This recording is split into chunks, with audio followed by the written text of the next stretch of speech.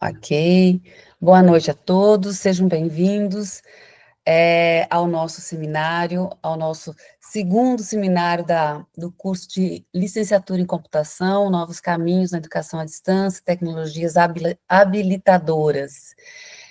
Eu sou a professora Liamara Escorteganha, coordenadora do curso, né, e juntamente com a professora Regina aqui, e mais alguns professores, nós, e a Josi, nós organizamos esse evento pensando em nossos alunos, mas também ampliando aí para outros públicos, né?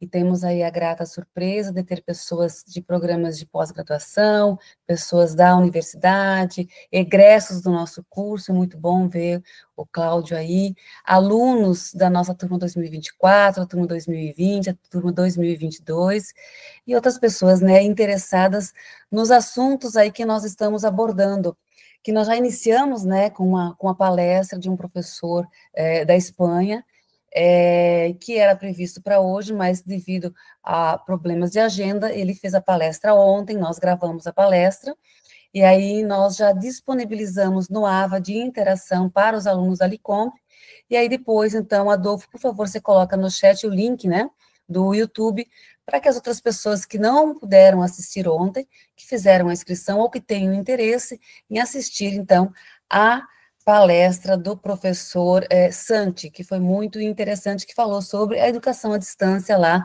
na Universidade Aberta da Catalunha.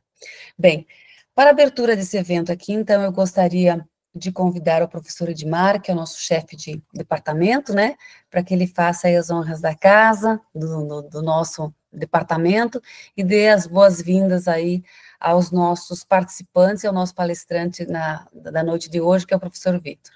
Professor Edmar, fique à vontade.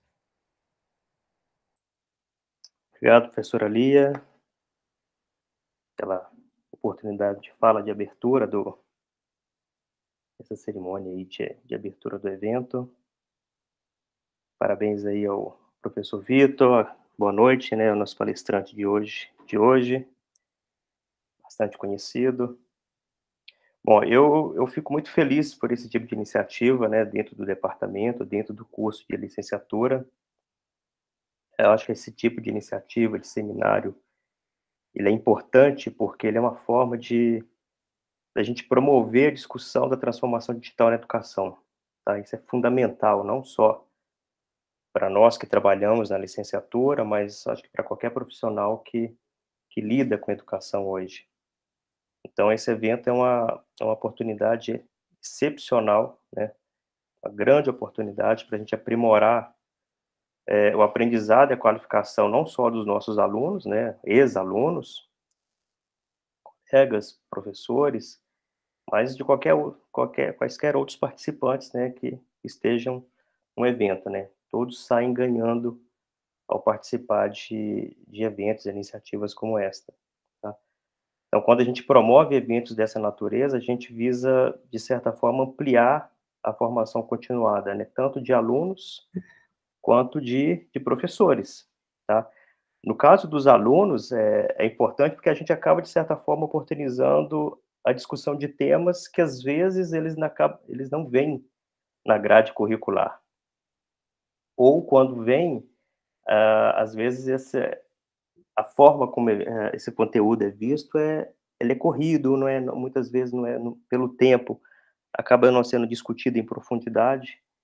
Então, para os alunos, é muito importante vivenciar essa experiência desse seminário, com as palestras, com os temas, como uma forma de complementação do aprendizado da carga horária, né, da grade horária do curso. Então, de certa forma, a gente acaba possibilitando que os alunos aprofundem os conhecimentos. Então, para o aluno, isso é excepcional. E já para os professores, né, aí falando dos nossos ex-alunos, nós, professores, que compomos o departamento e demais colegas que estão participando aí do seminário, o evento oportuniza um ambiente para a gente trocar experiência, para a gente atualizar conhecimento, para a gente aprimorar as nossas práticas educacionais e, posteriormente, levar isso para a sala de aula. Então, todo evento que tem esse viés de educação, com essa temática, ele é importante para qualquer profissional que trabalhe nessa área, né, que tenha atuação nessa área de educação. Então, é com grande satisfação que a gente inicia esse segundo seminário. Eu vou parabenizar a professora Liamara, a professora Regina, a Josiane, e demais colegas aí que participaram da organização, e parabenizar pela iniciativa, né? Nosso segundo seminário, e esperamos que se estenda aí por vários e vários e vários outros seminários, como uma forma de a gente tentar tornar a nossa educação cada vez melhor e as nossas práticas educacionais dentro de sala de aula. Então, professora, muito obrigado, parabéns novamente pela iniciativa, espero que todos nós tenhamos aí um excelente evento, né, com as palestras que aconteceram hoje, com as que virão agora à noite, e amanhã, como você já mencionou aí nas nossas falas antes da gravação. Então, parabéns, espero que todos aproveitem. Obrigada, Edmar. Nós é que agradecemos a sua presença e também gostaríamos de deixar registrado que o professor Eduardo Barrelli, que é nosso professor do curso, mas que é o diretor do Instituto de Ciências Exatas, não pôde estar presente porque hoje tem uma colação de grau, né? Então, ele está participando da colação de grau lá no Cine Teatro Central e aí não pôde estar presente na abertura do evento, certo? Então, vamos dar sequência aqui. Eu gostaria de, antes de apresentar o professor Vitor, né, ler o seu currículo ali, de agradecer, em especial, a professora Regina, aí, que tomou a frente dessa organização toda, né, então, agradecer a professora Regina por todo o esforço dela, pelo contato com os palestrantes, pela organização. Professora Regina, muito obrigada, que deixo aqui em público o meu agradecimento. Eu que agradeço, e não fui só eu. Todos nós colaboramos e fizemos o seminário acontecer. Muito obrigada, mas não fui só eu. Tá certo. Então, tá jóia. Bom, então hoje à noite nós vamos ter a fala do professor Vitor. Vamos pegar aqui o seu currículo, professor Vitor. É um mini, tá? O seu currículo é muito extenso, todos nós sabemos, né? Mas aqui tem um mini currículo. Professor Victor Stroller, né? O professor Vitor é o nosso professor aqui do Departamento de Ciência da Computação, da licenciatura em Computação e dos outros cursos aí de graduação presenciais, pós-graduação em Ciência da Computação pela Universidade Federal de Juiz de Fora, né, filho da casa, que ótimo, mestrado em Engenharia de Sistemas de Computação pela Universidade Federal do Rio de Janeiro, doutorado em Engenharia de Sistemas de Computação também pela Universidade Federal do Rio de Janeiro. Ele é professor aqui da UFJF, tem experiência na área de ciência da computação, com ênfase em mineração de dados, que é o tema principal hoje, né, da fala dele, atuando principalmente nos seguintes temas: algoritmo de agrupamento por fluxo máximo, análise de redes sociais multirrelacionais e máquinas de vetores suporte com suavização hiperbólica. Professor Vitor, seja muito bem-vindo, muito obrigada pela sua participação, pela sua colaboração com o nosso evento. A fala é sua, fique à vontade. Boa noite, Lia. Muito obrigado aí pela apresentação. Boa noite a todos, novamente. Obrigado pelo convite, um prazer participar aí do seminário. Deixa eu compartilhar aí com vocês minha tela.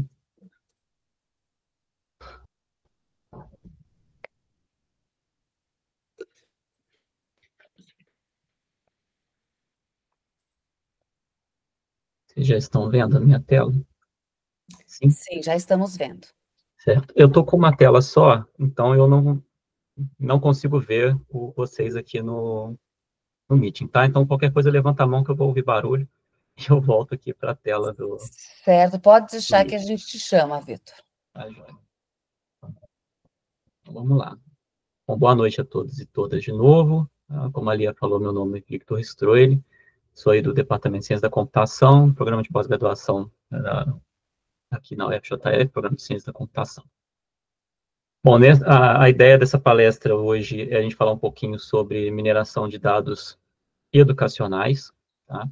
O objetivo da palestra é a gente fazer uma visão abrangente sobre mineração de dados educacionais, então a gente vai discutir um pouco dos conceitos básicos, vou trazer alguns exemplos de práticas aí da aplicação de mineração de dados educacionais e algumas pesquisas que estão sendo desenvolvidas nessa área, através de alguns estudos de caso, né, de trabalhos que a gente desenvolveu aí aqui no nosso programa de pós-graduação, e de outros pesquisadores também. Tá? Lógico que existe uma gama muito grande de trabalhos, a gente pesquei alguns ali para a gente poder discutir aqui hoje. E depois trazer uma discussão breve de alguns desafios que a gente enfrenta na área e algumas tendências para desenvolvimento futuro na área de mineração de dados educacionais. Então, para cumprir esse objetivo, vou fazer uma introdução e uma fundamentação básica rapidamente, só para a gente contextualizar. Depois eu trago as aplicações com alguns exemplos e os estudos de caso, os desafios e algumas considerações finais para a gente encerrar.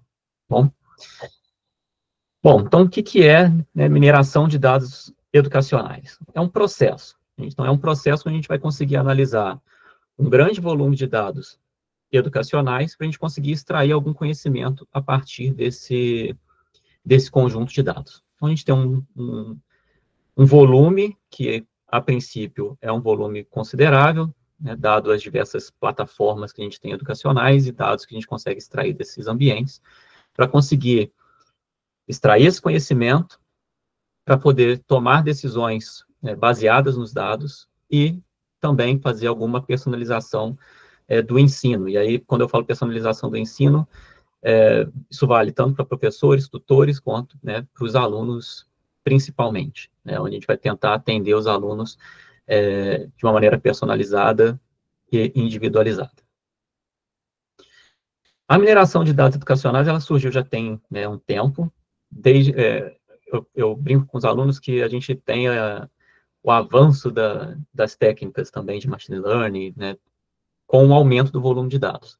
Então, a mineração de dados educacional também foi nessa linha, com o aumento das plataformas, o aumento do volume de dados que a gente tem, a gente consegue aplicar algumas estratégias de análise para fundamentar a gente a tomar decisões. E aí entram as questões todas, né, que se discute hoje em dia, do uso de IA e uso de machine learning para a gente conseguir analisar esses dados e encontrar alguns insights ali dentro.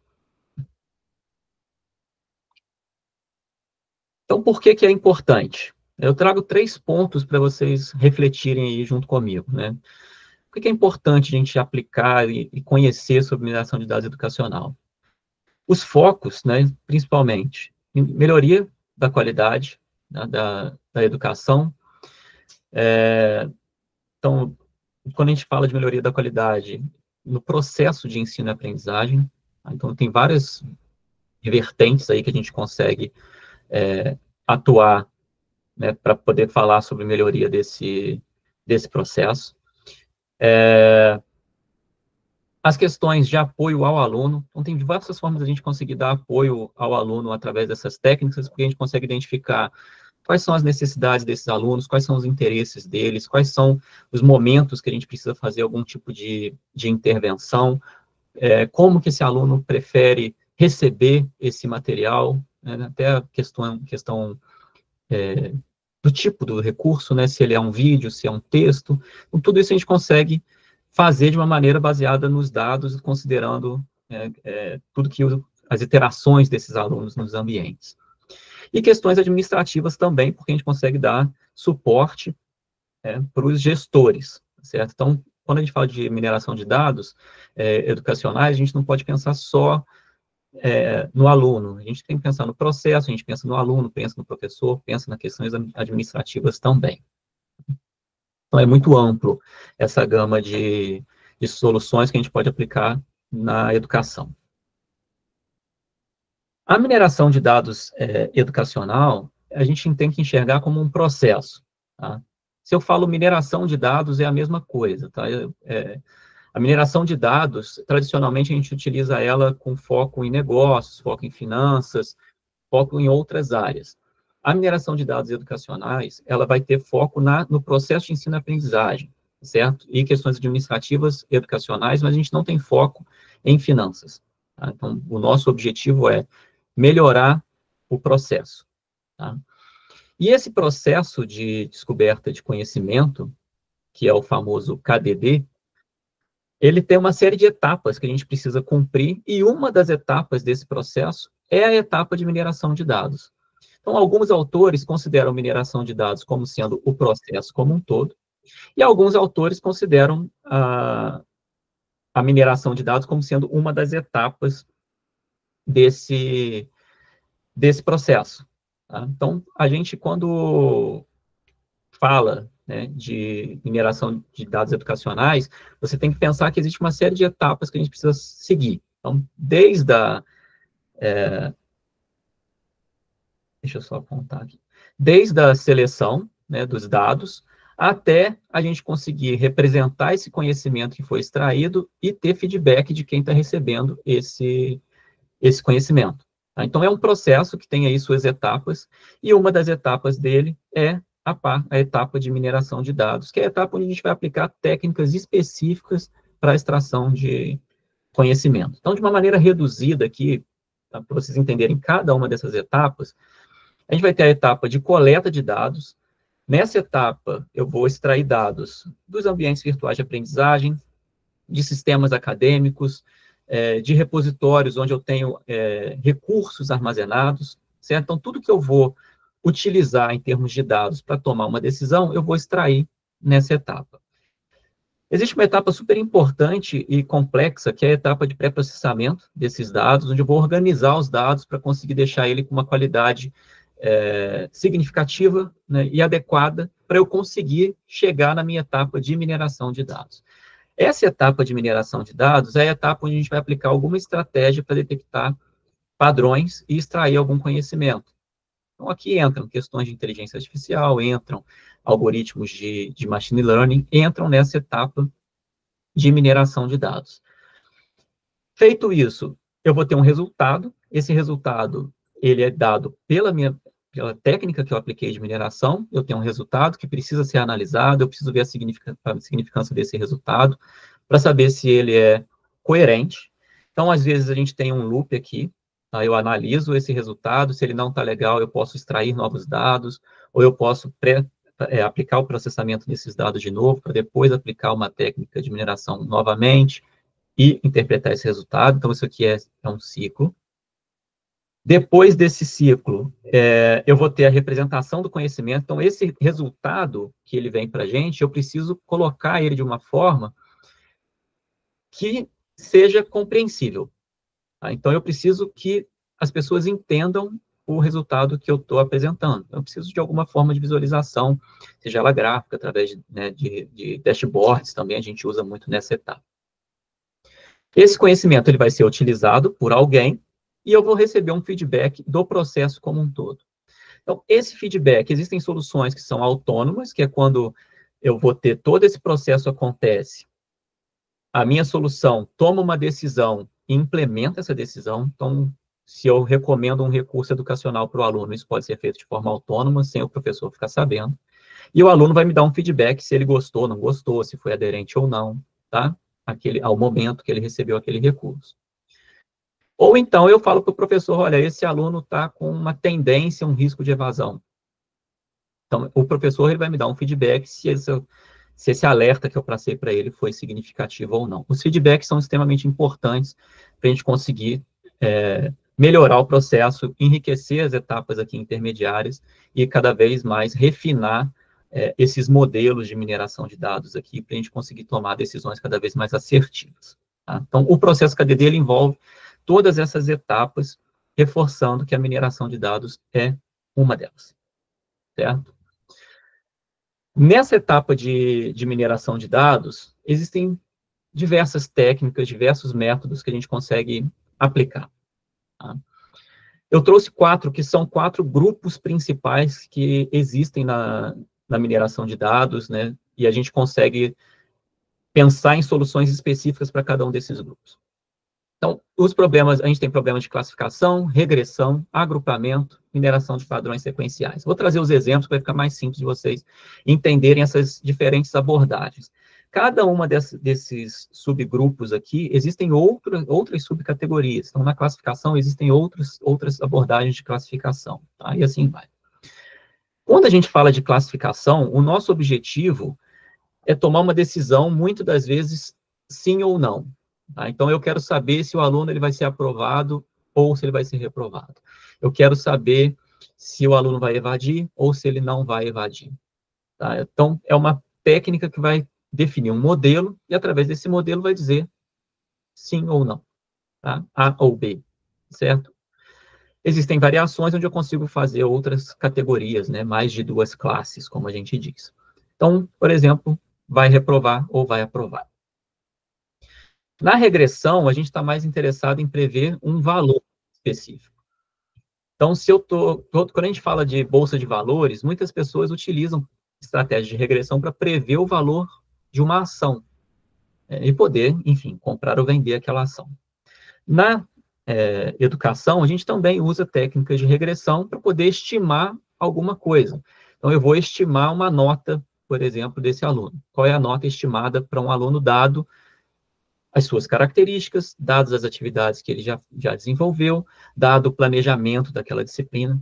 Tá? Então, eu consigo fazer uma predição de um determinado valor para uma informação que eu queira descobrir.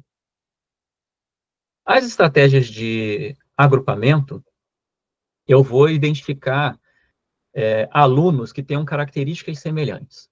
Então, nesse caso, eu não estou querendo identificar se ele vai evadir ou não. Eu estou querendo identificar grupos de alunos que tenham características semelhantes. Então, eu posso identificar lá, olha, esse grupo de alunos aqui é um grupo de aluno engajado, que tem notas medianas. Esse aqui é um grupo de alunos engajado, que tem notas altas. Eu tenho um grupo de alunos engajado, mas que tem notas baixas.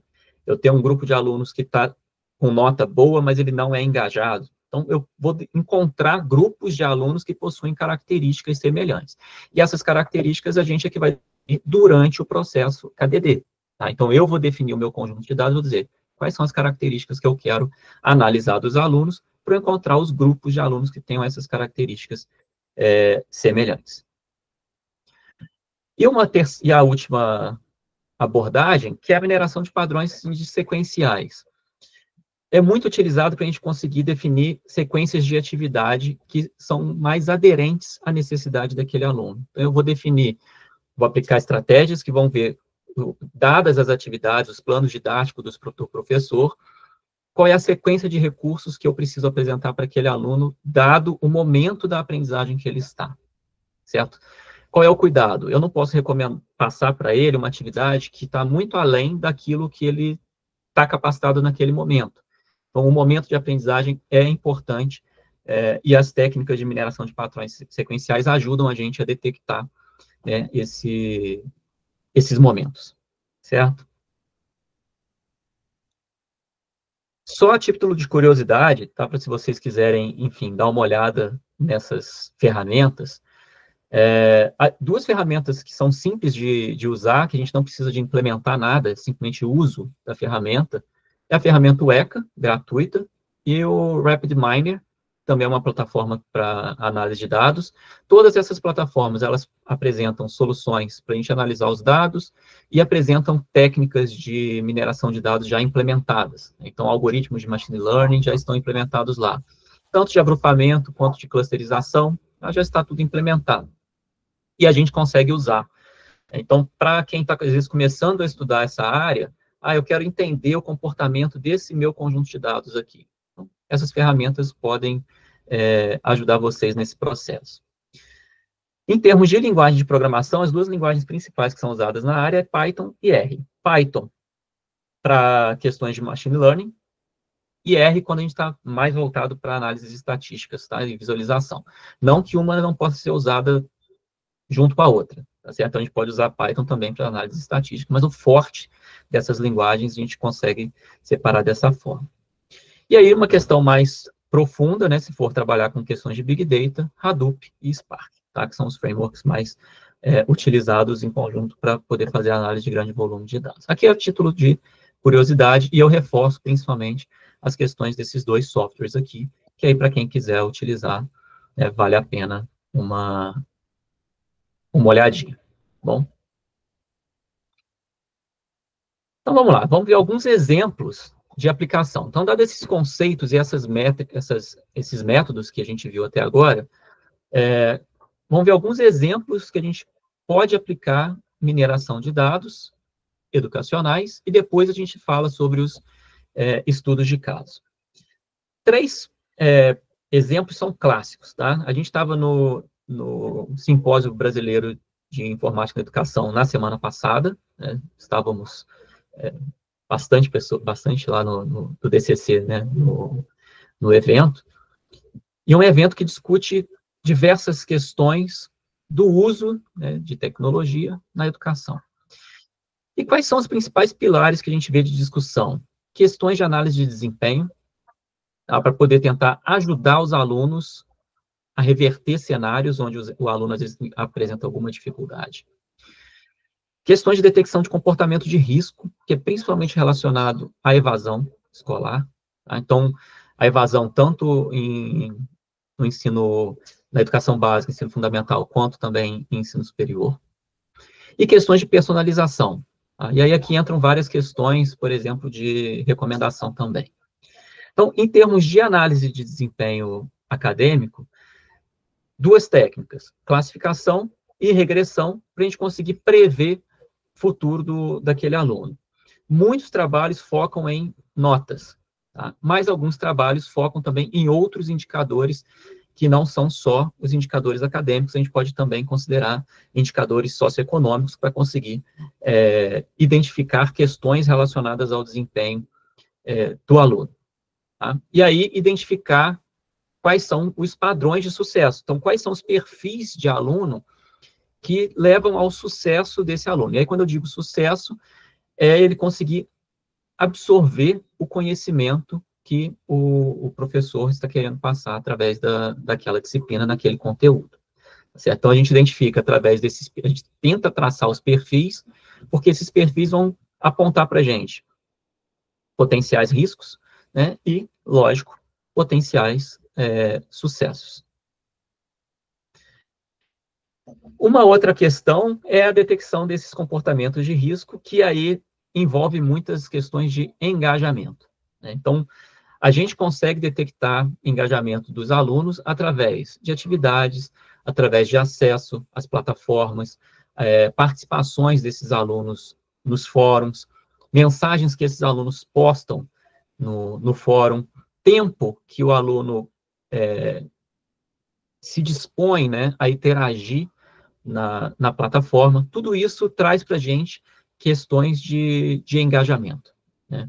E a gente consegue, através desses fatores, detectar se esse aluno, por exemplo, tem um risco de evadir ou não, tá certo? A evasão é um problema que a gente tenta abordar tanto em instituições públicas quanto em instituições privadas, é um problema que, enfim, incomoda a todos, e não só no Brasil, né? Como a gente viu ontem na palestra do Santi também, lá eles têm problema com evasão e também desenvolvem estratégias para tentar reverter esses quadros. E aí, o objetivo é identificar esses alunos e fazer intervenções junto a eles. Sejam intervenções automáticas, onde os sistemas vão tentar fazer alguma ação, ou intervenções mais pontuais e pessoais, onde eu vou ter a intervenção do professor, do tutor, ou de uma equipe pedagógica, ou de um apoio psicológico. Tá? Então, depende aí de como que vai caminhar esse acompanhamento do aluno que a gente detectou como sendo um comportamento de risco. Questões de avaliação e feedback. Existem abordagens, né, para poder fazer avaliação e feedback contínuo.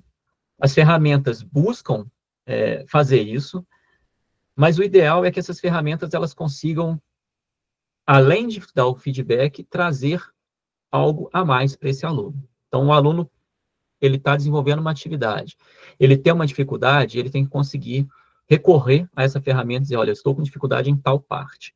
E essa ferramenta conseguir, de alguma maneira, auxiliar ele. Ele faz uma postagem de uma atividade. Essa postagem, ela é avaliada automaticamente e o feedback é automático, já reportando para ele, olha, você precisa reforçar seus estudos em tais questões, porque você fez aqui, você se confundiu, aqui foi, né? Então, é trazer um feedback mais rico para que o aluno consiga evoluir os seus estudos sem ter que ficar aguardando, né, uma intervenção mais direta, às vezes, do professor ou do tutor. Dentro desse cenário todo, existe a abordagem de sistema de recomendação, que ela ela abrange essas diversas questões que a gente trouxe aqui. Tá? Então, através de filtragens, eu vou tentar recomendar alguma coisa. Então, se eu detecto que o aluno ele tem risco de evasão, eu posso fazer uma recomendação para esse aluno, eu posso fazer uma recomendação para o professor, para o tutor, né, para quem for, para poder fazer uma intervenção específica, dizendo o porquê que esse aluno foi detectado como sendo um risco de evasão.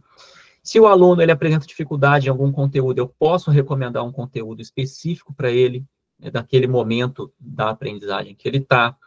Eu posso personalizar o ambiente de aprendizagem dele para que ele tenha acesso a um recurso num modelo que ele está mais acostumado ou que ele prefere para poder absorver aquele conteúdo.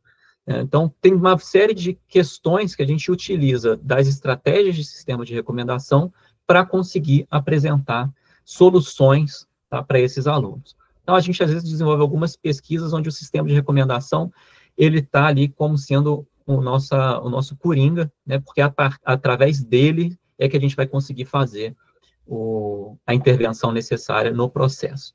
Tá? Então, dentro de um processo de sistema de educação, mineração de dados educacionais, a gente pode ter o sistema de recomendação como sendo o grande piloto dessas abordagens. E aí, dada os resultados das técnicas de mineração de dados educacionais, a gente consegue fazer as intervenções necessárias.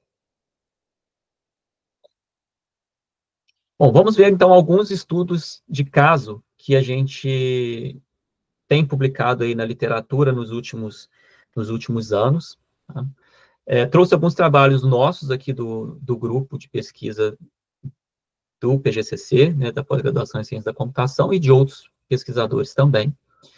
O primeiro trabalho que eu trago é da Bobó, né, é uma aluna que fez o mestrado com a gente aqui, e no trabalho dela, ela utilizou estratégias para conseguir fazer análise de sentimento no Moodle. Então, o que ela fez? Ela usou as mensagens postadas pelos alunos para tentar identificar o estado emocional daquele aluno, considerando o sentimento nas mensagens.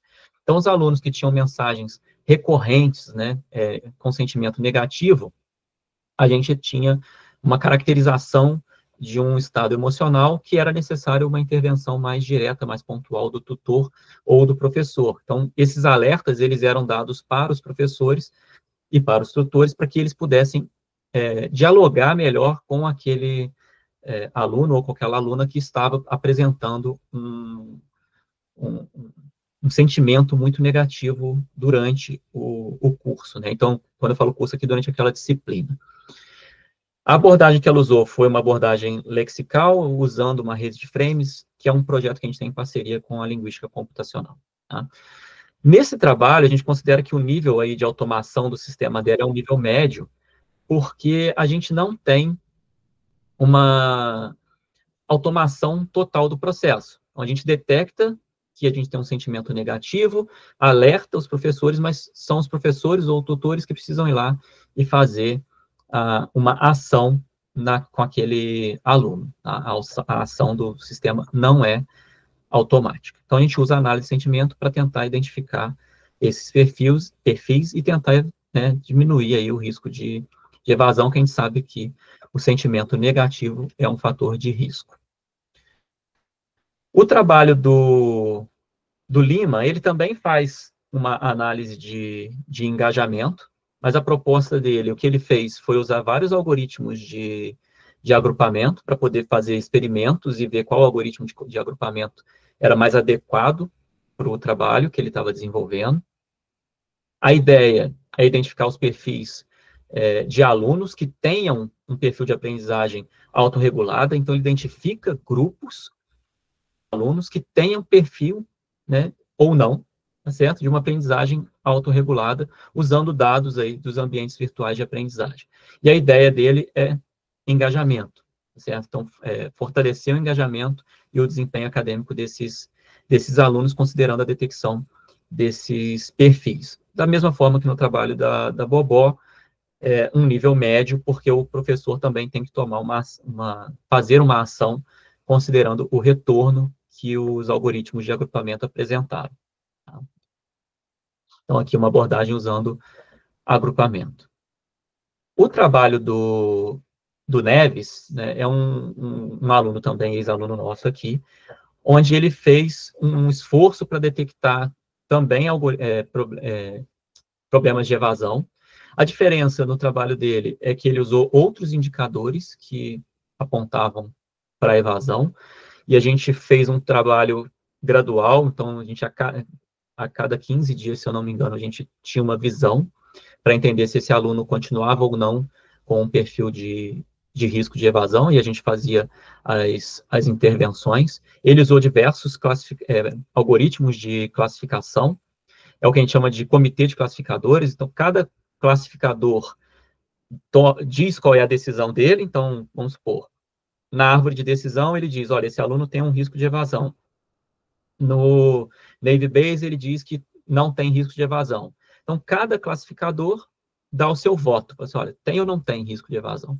E a gente considera todos esses votos para poder tomar uma decisão se aquele aluno tem ou não tem risco de evasão. Tá? Então, é uma abordagem que a gente utiliza, onde a gente combina resultados de vários classificadores. E aí, com base nesse resultado, o professor também fazia as intervenções, por isso, a gente considera aí um nível de automação médio para essa abordagem. No trabalho do Rossi, eles desenvolveram, também usando técnicas aí de IA, mas focada em processamento de linguagem natural, onde eles desenvolveram tanto modelos preditivos quanto um agente conversacional para fazer uma intervenção direcionada para o aluno. Então, ele tem um chatbot, onde o aluno vai fazer as suas intervenções, vai, enfim, colocar as questões que ele precisa dentro de um ambiente massivo. Então, a gente está trabalhando com mocks, né, que são onde a gente tem um volume de alunos muito grandes, e aí o problema nesses ambientes é a sobrecarga que a gente tem em cima dos professores e tutores para responder todas as mensagens, e o trabalho dele, ele tenta suavizar essa sobrecarga, conversando com o aluno e respondendo de forma automática esses alunos. Por trás disso tudo também tem sistemas de recomendação, né? Então, ele faz recomendação tanto de recursos, quanto recomenda mensagens que podem ser postadas para os alunos, dependendo do contexto, dependendo de uma série de regras que foram implementadas no trabalho dele. Então, ele tem 2 níveis de automação, porque o agente conversacional é autônomo, ele sempre vai responder, e nem que ele responda assim, ok, agradeço e vamos entrar em contato com o professor para esclarecer essa dúvida, e aí ele vai mandar uma mensagem para o professor, tá? Mas ele sempre responde. E na questão de recomendação de recursos, ele só recomenda se o professor der o ok. Então, a ideia é que o professor receba uma lista de sugestões para que ele possa fazer essa recomendação. Num outro trabalho, no trabalho do Levi, ele faz uma coisa parecida. Ele, na verdade, ele estudou fazendo uma comparação entre o que o professor recomendaria em termos de recurso e o que uma rede neural recomendaria de forma automática. Então, ele faz uma comparação para ele tentar entender qual dos dois, né, teria um melhor resultado em termos de propor sequenciamento de conteúdo, né, o que o aluno está precisando naquele momento. As conclusões dele são curiosas, porque ele mostra que a gente consegue fazer coisas automáticas, mas que ainda precisa de uma certa intervenção. Então, por mais que ele consiga definir uma boa sequência didática de conteúdos, ele observa que quando o professor ele faz uma intervenção nessa sequência, ele tem um resultado, um alcance melhor. Então, o professor recebe uma série de indicações e, através dessas indicações, ele faz a decisão final de qual é o processo que tem que ser aplicado para o aluno. Esse outro trabalho do Amar Yahya é um trabalho onde ele tenta fazer intervenções diretamente do Moodle, fazendo uma customização do Moodle, não, tá? Do ambiente virtual de aprendizagem, eu não me recordo qual que é o ambiente que ele usa. Mas a intervenção é diretamente dentro do Moodle, e ele usa técnicas de agrupamento para poder fazer essas intervenções e essas personalizações do ambiente. Tá? E ele faz tudo de maneira automática. Ele trabalha com um algoritmo de agrupamento que ele olha para várias variáveis. Tá? Então, ele olha a capacidade de aprimoramento, ele olha questões de retenção de aluno, ele olha questões de aprendizagem, ele olha satisfação desses alunos, para identificar grupos e aí personalizar o ambiente em cima desses perfis que ele identifica dentro dos agrupamentos. E ele faz isso de forma automática, tá? Então, o sistema é completamente autônomo, por isso que a gente fala que o nível de automação aqui é alto. Tá? Um outro estudo, um pouco questionável, né, até que ponto é educação, mas é para ensinar alunos a conseguirem detectar que aquilo ali é uma notícia falsa. Tá? Então, é um trabalho do Moreira, ele faz esse estudo para detectar se aquilo ali é uma fake news ou não, e aí ele trabalha com a árvore de decisão, que é uma abordagem de classificação, que vai dizer ou não é uma fake news. Isso é feito de forma automática e é apresentado para o aluno, e o aluno recebe essa notificação imediatamente, dizendo a decisão do modelo. Então, também tem um nível de automação alto, porque o sistema toma a decisão sozinho, sem necessidade de intervenção nenhuma. Não é um sistema de grande risco. Né? Então, se a notícia não é falsa, ele fala que o aluno pode ainda assim investigar, né, ir mais a fundo, e mesmo que se for falsa, o aluno também pode investigar. Né? Então, não é um recurso que está sendo recomendado, é uma detecção de notícia mesmo falsa. Tá? Diferente se fosse um recurso educacional que não fosse adequado para o aluno. Aí é muito mais complexo da gente detectar esse tipo de questão. E para a gente finalizar os estudos de caso, eu coloquei 3 estudos aqui, vocês observam que estão todos de 2023. Eles tiveram outros no SBI esse ano, eu não coloquei aqui os desse ano, mas, enfim, todos têm a mesma abordagem, tá?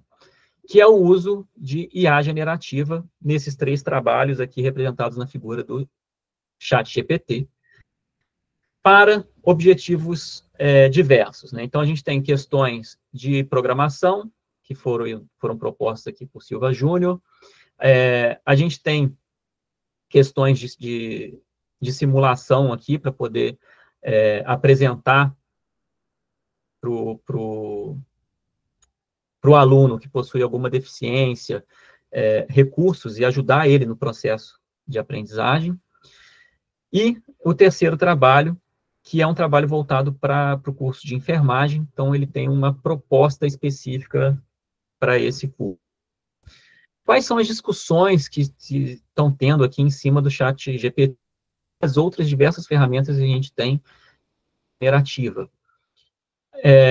A não garantia do que a IA generativa está gerando, né? Lembrar que isso é um texto gerado de forma automática e pode estar correto ou não, tá certo? Então, as preocupações nas discussões, quando a gente está trabalhando com questões de educação, é exatamente nesse sentido. Então, muitos trabalhos estão aprimorando esses modelos, usando questões como prompt ou sequência de respostas para poder treinar esses modelos e para que eles apresentem conteúdo, apresentem uma resposta embasada em um contexto específico.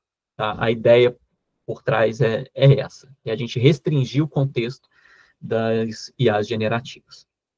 Tá? Mas observem que são 3 trabalhos onde os propósitos são os mesmos. Então, o nível de automação desses trabalhos é alto, porque o ChatGPT ele vai sempre responder, certo? A questão é o que ele vai responder, e aí eu deixo para vocês também refletirem sobre isso. Então, enfim, a gente viu aqui vários estudos onde a gente aborda diferentes técnicas de mineração de dados educacionais para resolver problemas na educação. Tá? Então, vocês viram que são diferentes abordagens e diferentes problemas que a gente está atacando aqui, usando essas estratégias, certo? Então, quais são os desafios aí que a gente tem, quais são as tendências que a gente tem para frente. Um desafio que a gente tem enfrentado, né, inclusive um aluno nosso aí do mestrado está passando por isso agora, é a questão de privacidade e segurança de dados. Né? Há um tempo atrás, a gente não tinha a LGPD, a gente tinha muito menos restrições de acesso a dados. Hoje, a gente tem uma restrição grande de acesso aos dados, e esses dados precisam ser anonimizados. Tem uma questão ética, tá certo? Por trás, que a gente precisa se preocupar. Uma outra questão é da qualidade dos dados. Então, dados reais. A gente sempre vai ter esse tipo de problema dos dados às vezes estarem incompletos, faltando, né, algum tipo de informação, da gente ter inconsistência, ou a qualidade desse dado não ser boa. Então, a gente vai ter que desenvolver na etapa que eu falei com vocês, olha, é uma etapa crítica de pré-processamento dos dados. Ali, a gente tem que ter métodos robustos, tá, para a gente conseguir pegar esse dado e deixar esse dado com uma qualidade boa, para que a gente consiga tomar a decisão certa. Uma outra questão que existe quando a gente fala de qualidade de dados é o quão representativo esse dado é. Tá? Então, quando a gente define um modelo, esse modelo está sendo definido através do dado que a gente trouxe. Se esse dado ele não for um dado diverso, então o meu modelo também não vai ser diverso.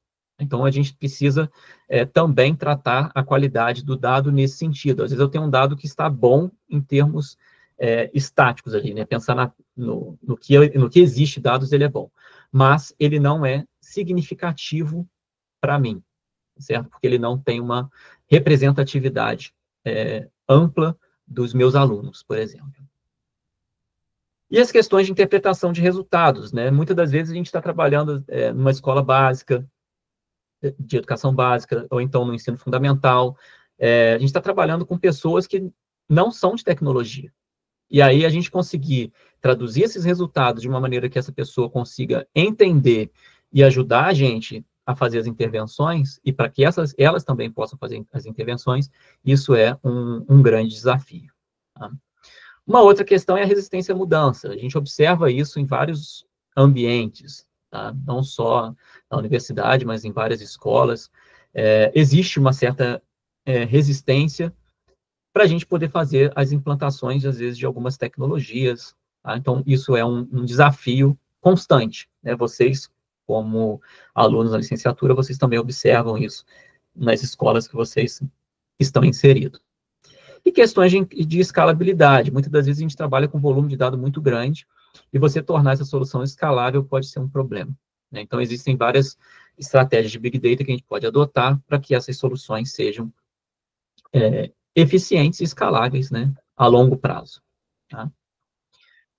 Quais são as tendências futuras? Em termos de aprendizagem de máquina, muitas pessoas estão usando Deep Learning, né, que é a aprendizagem profunda, são redes neurais profundas, porque elas têm uma melhor performance dependendo do contexto que você está, principalmente se você está trabalhando com dados históricos. Né? Então, se eu tenho uma sequência de dados históricos, é mais...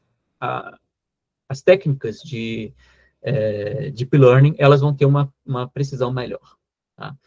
A contrapartida é que elas são muito mais custosas computacionalmente, então demora mais tempo de treinamento, certo? Então, tem um preço a se pagar. Questões de análise em tempo real, né? A gente tem que entender que nem sempre a gente pode esperar, certo? Então, as intervenções precisam ser mais imediatas. Então, tomar decisões em tempo real não é simples. Tá? Então, essas abordagens, elas precisam ser implantadas nas plataformas para que a gente consiga tomar decisões em tempo real. E as questões de personalização, né? Então, usar os sistemas de tutores inteligentes para a gente poder fazer suporte personalizado, em tempo real, usando abordagens de aprendizagem de máquina. Como eu preciso fazer integração de várias coisas nessas plataformas, eu preciso ter interoperabilidade desses sistemas. Né? Interoperabilidade é um sistema, eu conseguir trocar entre sistemas. Tá? Então, eles são interoperáveis. Se você pensar num ambiente virtual de aprendizagem, o ideal é que eu consiga desenvolver um serviço usando uma abordagem de mineração de dados e acoplar, né, ou transmitir para esse meu sistema, para o Moodle, por exemplo, alguma decisão para o professor ou para o aluno, certo? Então, isso tem que acontecer de forma mais simplificada. Então, existe um desafio grande aí das questões de interoperabilidade e é uma tendência que a gente vê de desenvolvimento dessas plataformas.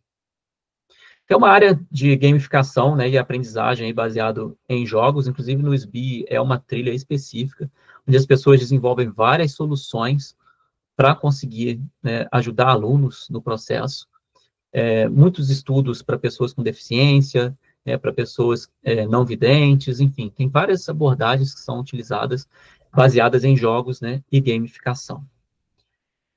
E as LLMs, né, que são as IAs generativas, que, enfim, a gente está todo mundo tateando, né, entendendo como usar essas soluções de uma maneira consciente, né, para que a gente consiga ter um resultado que não vai prejudicar o aluno no processo de ensino-aprendizagem. A gente quer ajudar, né, e não quer atrapalhar. Então, com certeza, essa aqui é uma grande tendência futura, não só na área de educação, mas em diversas outras áreas. As empresas estão cada vez mais procurando esse tipo de solução. Certo, então, para a gente finalizar, só fazer um fechamento aqui global, né, falar um pouco da importância, a gente vê, né, dado todo esse cenário, essas diversas pesquisas que estão sendo feitas, a gente vê, é uma ferramenta poderosa, tá, para a gente poder melhorar a qualidade da educação, e aí reforçando a qualidade da educação, pensando no processo de ensino e aprendizagem como um todo. Tá?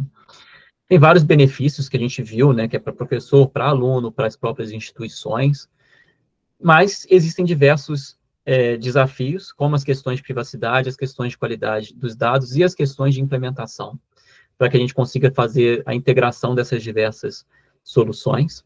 Tá? E, como futuro, eu coloco aí como sendo a expansão da IA generativa e questões éticas que a gente vai ter que cada vez mais abordar dentro desse conjunto, focando, por exemplo, nas questões da gente ter representatividade nos dados. Então, fechando, finalizando aí para vocês, eu considero que a mineração, vou ler esses dois trechos, tá? A mineração de dados educacionais tem o potencial de transformar a educação, eu, de fato, acredito nisso, e é essencial continuar explorando e desenvolvendo essa área para maximizar os seus benefícios.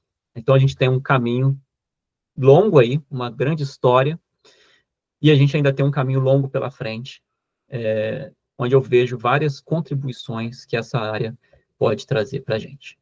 Tá? Bom, eu agradeço a presença de todos vocês e estou aberto para perguntas. Ok, Vitor. Quer voltar agora com a sua... já vou abrir a palavra, Claudinei. Vitor, muito obrigada pela sua explanação. Cada vez mais nós estamos precisando de ferramentas que analisem os dados, que façam a mineração de dados, porque a nossa educação está cada vez mais online, está cada vez mais virtual, e com isso produzindo muitos dados que precisam ser tratados, né? Analisados, tratados, e aí transformados isso, em informações para que a gente possa tomar decisões coerentes e no caminho certo para a gente ter mais engajamento do aluno e para que a gente possa, no mínimo, diminuir a evasão, que é um dos nossos grandes, nossa pedrinha no sapato, né? É a evasão, e não só isso, né? Nós, enquanto coordenadores, professores, temos outras tantas questões que nos preocupam quando a gente fala do processo de ensino e aprendizagem. Eu acho que a mineração de dados aí vem nos auxiliar. Então, muito obrigada pela sua explanação, foi ótimo. Então, agora nós vamos abrir aqui para as perguntas. Deixa eu ver aqui a lista. Vou abrir a lista, tá? Nós temos o Claudinei e depois a Regina. Claudinei, por favor. Sim, boa noite. Boa Novamente. noite. Desculpa aí, a voz está um pouco rouca. Tranquilo. Eu até fiz uma anotação aqui para fazer um questionamento justamente sobre a qualidade dos dados que são coletados, né? E se esses dados são realmente reais, como que isso vocês conseguem, né? Mas você até reforçou a questão da infraestrutura e a questão hoje do conhecimento dos próprios professores e tutores. Então, acabou até que foi respondido, mas dentro dessa informação, dentro desse questionamento, o trabalho do Moreira me chamou a atenção com as fake news. Uhum. E também me chamou um pouco de atenção de como são criados esses algoritmos, né? Será que, seria uma dúvida, tá? Será que essa questão da fake news que ele coloca e a participação, né, do aluno, a capacidade de integração do aluno, respondendo corretamente essa fake news, se é realmente uma fake news ou se não é, ou se ele vai acabar entrando na história e continuar a abordagem como uma fake news sem procurar saber a realidade da informação. Por exemplo, a gente fala hoje muito de IA, que são informações que são geradas a partir de um banco de dados dos seus próprios usuários. Então, quando você põe uma fake news dessa forma, essa capacidade do aluno de integração e questionamento se é uma informação verdadeira ou não. Isso seria um tipo de algoritmo no caso do trabalho do Moreira? Vamos lá, por partes. Questão do dado, né? Ele, no trabalho dele, pelo que eu entendi, ele pegou um repositório que já tinha várias notícias, e essas notícias eram rotuladas. Tá? Então, essa notícia é falsa, essa não é falsa. Essa é falsa, essa não é falsa. Tá? Tinha rótulos ali dizendo. E aí ele treina algoritmos, e esses algoritmos eles vão entender qual é a característica que você tem naquela notícia, e aí ele vai associando, olha, já que essa notícia que ele está dizendo que é falsa, então essas características estão sendo apontadas para notícias falsas. Essa aqui é uma notícia verdadeira, então as características estão sendo apontadas para uma notícia verdadeira. Quais são essas características? A fonte, autor, data, o texto, o tamanho do texto, palavras no texto, tá? Então tem uma série de características que a gente extrai para conseguir identificar se é ou se não é. E então, ele acaba criando esse algoritmo a partir dessas informações. Dessas informações. O algoritmo ele é treinado a partir dessas informações. Então, o algoritmo ele é capaz de detectar quais são as características que levam a uma decisão.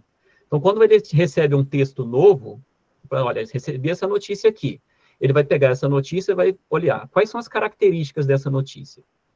E aí ele vai aplicar no modelo. E aí o modelo vai olhar. Essas características são as características de notícias que têm uma tendência de ser falsa ou tem uma tendência de ser verdadeira. E aí ele apresenta isso para o aluno. Olha, essa notícia tem uma tendência de ser verdadeira ou falsa. Tá? Mas exige uma base de dados com essa propriedade, né? Características e rótulos, para você saber o que é verdadeiro e o que é falso. Entendi. Obrigado. Por nada. Obrigado pela pergunta. Aqui, próxima. Professora Regina. Obrigada, Lia. Obrigada, Vitor. Excelente palestra, adorei, mostrando várias nuances e coisas importantes para os alunos prestarem atenção. Muito obrigada. E tendências, muito bom mesmo. Eu queria só, rapidamente, tem muita gente na fila, eu queria que você falasse um pouquinho, assim, na sua visão, né? Por exemplo, para um aluno que é, né, da Licomp, que quer começar a brincar com essas ferramentas, começar a mexer, tentar fazer alguma coisinha na área de mineração de dados, o que você recomendaria? Datasets públicos, tem algum lugar onde se pode achar isso? Quais são ferramentas assim que uma pessoa que ainda está iniciando nisso conseguiria mexer? O que você falaria nesse sentido? A minha recomendação, estou até abrindo o link aqui para passar para vocês aí no chat. Uhum. O Kaggle é um repositório onde a gente tem várias bases, tá?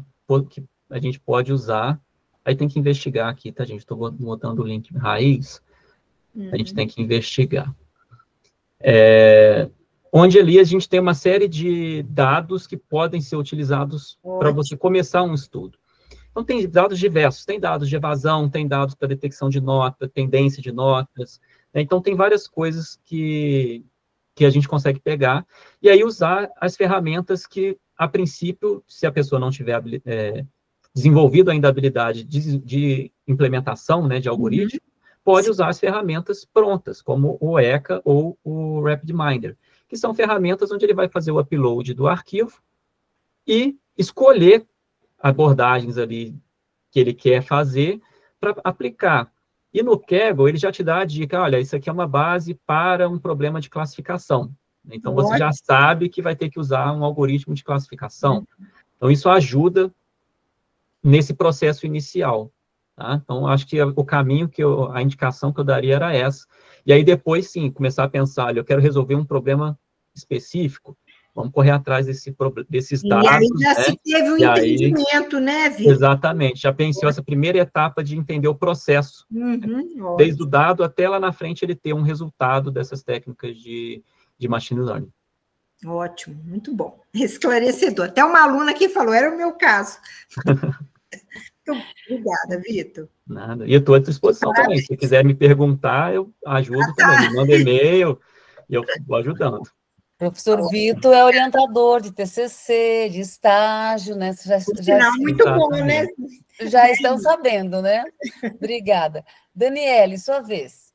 Boa noite, Vitor. Boa noite, demais colegas. Tudo bem?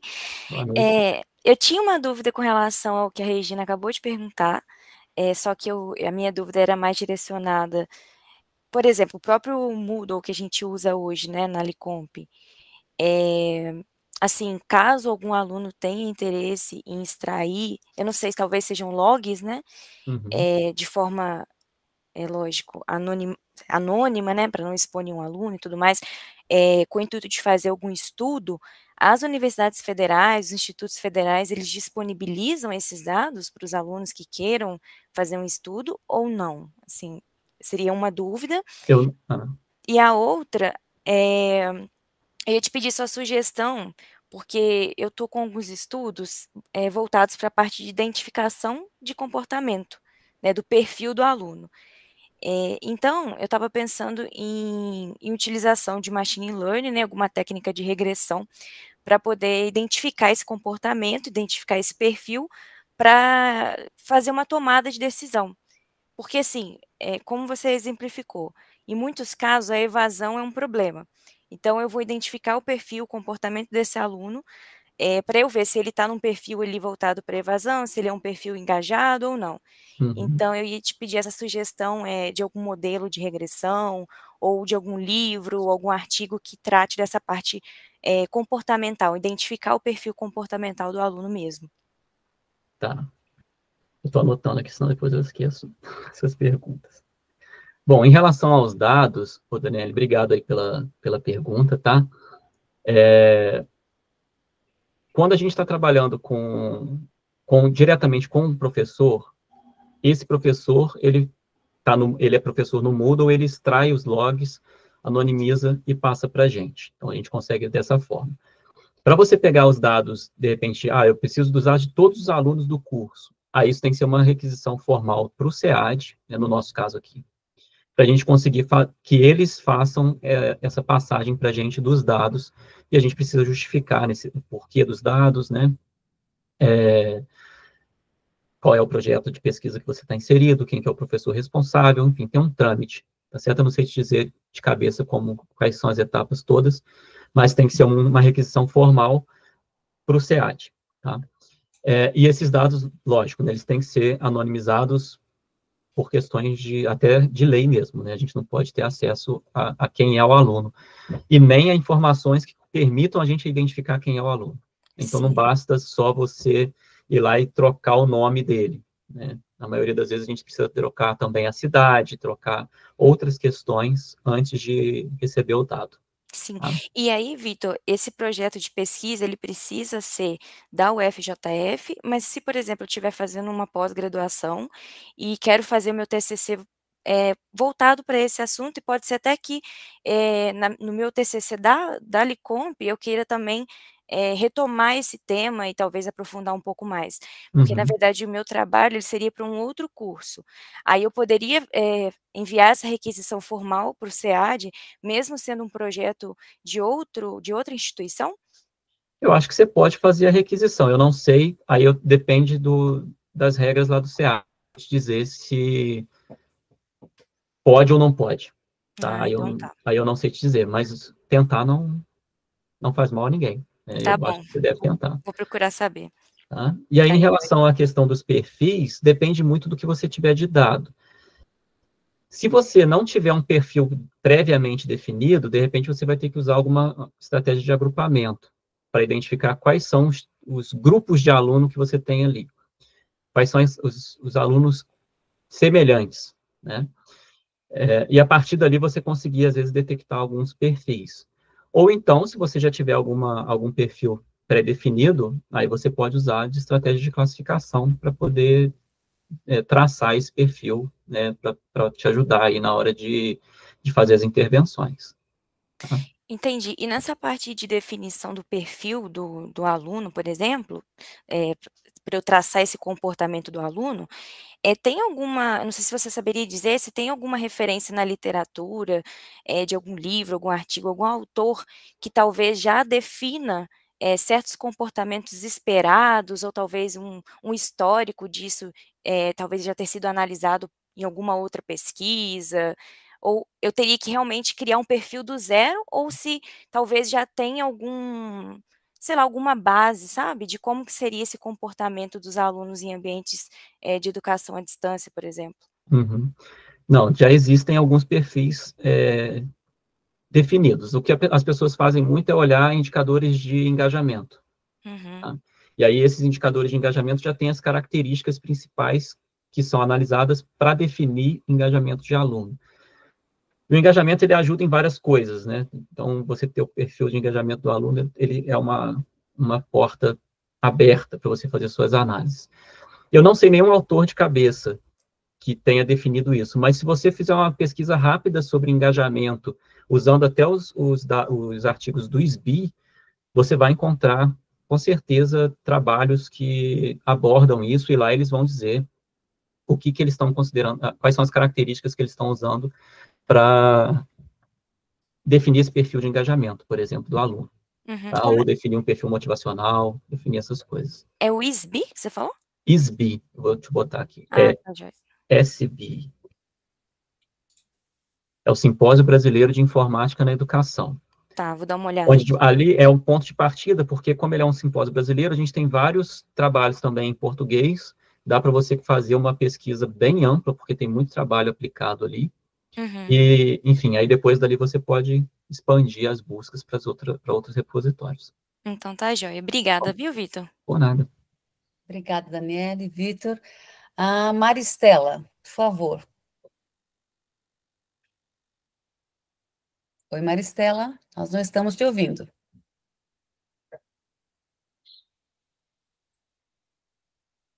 Tá ok. Vou pular a Maristela, então. Márcio, sua vez.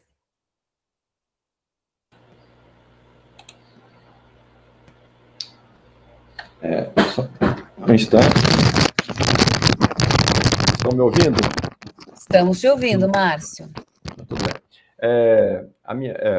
Agradecendo ao Vitor, né, por essa palestra, é um assunto que bastante me interessa, porque eu fiz um curso de cientista de dados, né, um curso na Data Science Academy, e também andei estudando alguns outros locais, e tenho muito interesse na área de ciência de dados, né? Acho muito interessante essa questão de analisar dados, saber o porquê das coisas, né? E vem essa outra parte aí de machine learning. A minha pergunta para o Vitor, eu tive muita dificuldade, não consegui ainda, fazer um portfólio, porque eu tive sempre dúvidas como eu poderia aproveitar, né, trabalhos que eu tinha feito, que eu tinha conseguido lá estudando, ou mesmo de outras pessoas, ou talvez até mesmo começar quase do zero, né, como se diria assim, colocando lá, por exemplo, no GitHub, por exemplo, né? Uhum. Porque isso seria bastante interessante. Então, eu queria te perguntar, assim, é claro que a gente esbarra no fator idade, né? Se eu cheguei a formar em análise de desenvolvimento de sistemas, trabalhei apenas 1 ano, né? Depois fiz todo esse curso, mas como agora eu estou na área tentando a licenciatura em computação, né? A área de coisa. Mas nem por isso, ainda assim, a área de dados me chama a atenção, até mesmo porque foi muito interessante o que você falou aí, uma área que pode ser bastante usada também, né? A ciência de dados, certo? Então, eu queria só, assim, rapidamente, se você me der uma dica, certo? Você já citou aí o Kaggle, que tem inclusive tem competições e tudo. Mas a minha preocupação é o seguinte, eu fico sempre na dúvida, assim, como que eu posso chegar no repositório e começar realmente um trabalho? Eu devo começar do zero? Como que eu posso contribuir com outras pessoas? Qual que é a forma que você vê isso? Bom, Márcio, primeiro, né, não tem questões de idade não entram aqui, né, então isso não é problema nenhum, certo? Eu acho que é motivacional ainda, tá? Então, a questão de ciência de dados, eu também sou apaixonado pela área, estamos juntos nessa aí. Mineração de dados é uma parte, né, de ciência de dados, como você mesmo colocou, a ciência de dados aborda outras questões, né, como, enfim, data warehouse, análise de dados, envolve questões mais específicas de tomada de decisão, apoio à tomada de decisão, né, em sistemas de negócio. Mas para você começar, no próprio Kaggle que eu coloquei lá, se eu não me engano, tem alguns projetinhos iniciais, porque as pessoas, elas postam soluções. Então, ele tem um problema para resolver, e aí as soluções são postadas lá. Existem competições, é uma plataforma onde eles lançam desafios e as pessoas competem, né? E tem prêmios, aí varia, tá? Isso aí, enfim, tem variações de prêmios. Mas as competições que já passaram e os projetos que já se encerraram, as soluções ficam disponíveis. Então, de repente, no seu caso, uma forma de você começar seria procurar se você quiser, me manda um e-mail que eu também dou uma olhada, vejo se eu encontro algum que eu vejo que é mais simples para você iniciar, porque ali ele vai ter uma sequência de passos. E aí, essa sequência de passos que é importante para você seguir, que são essas etapas de você conseguir coletar o dado, tratar esse dado, né, aplicar alguma técnica de machine learning e ter um resultado. Então, lá você vai ter essas etapas implementadas de alguma forma. Eu acho que isso pode ajudar você nesse pontapé inicial aí, para você conseguir entrar na área e começar a ter seus primeiros resultados. A minha sugestão seria mais nesse sentido. Então, se você quiser, me manda um e-mail. O seu e-mail eu vou conseguir por aqui mesmo, eu consigo. Né? Tá, eu boto aqui no chat, que fica mais fácil de você copiar. Tá ali no slide, mas bota aqui, que aí fica mais fácil. Eu queria só dizer, finalizando, Vitor, que essa parte, inclusive, de programação de Python e R, eu vi, inclusive, lá no curso, sabe? Uhum. E acho que parece também, é uma área que também é muito usada, também o C++, né? Que na minha a gente vai ver, provavelmente, até mesmo no curso aqui da Unicomp, né? Isso, também é utilizado, bastante utilizado. Tá bem, muito obrigado, viu? Nada, eu que agradeço, Márcio. Obrigada, Márcio, obrigada, Vitor. Maristela, tá ok agora? Não ainda, né? Então, Cláudio, por favor. Boa noite a todos. Vitor, um abraço, Rebelo. Eu estava aqui pensando em algumas questões mais dentro do meu colégio. Eu, como professor, eu não tenho acesso a alguns dados sensíveis da própria secretaria e da própria direção. Mas, preocupado com o rendimento de uns alunos, eu estava imaginando tentar trabalhar essa mineração de dados de forma que pudesse ajudar a passar um raio-x em relação ao desempenho dos alunos. E há pouco tempo eu estava testando uma IA, que é da Google, Notebook LM, ao qual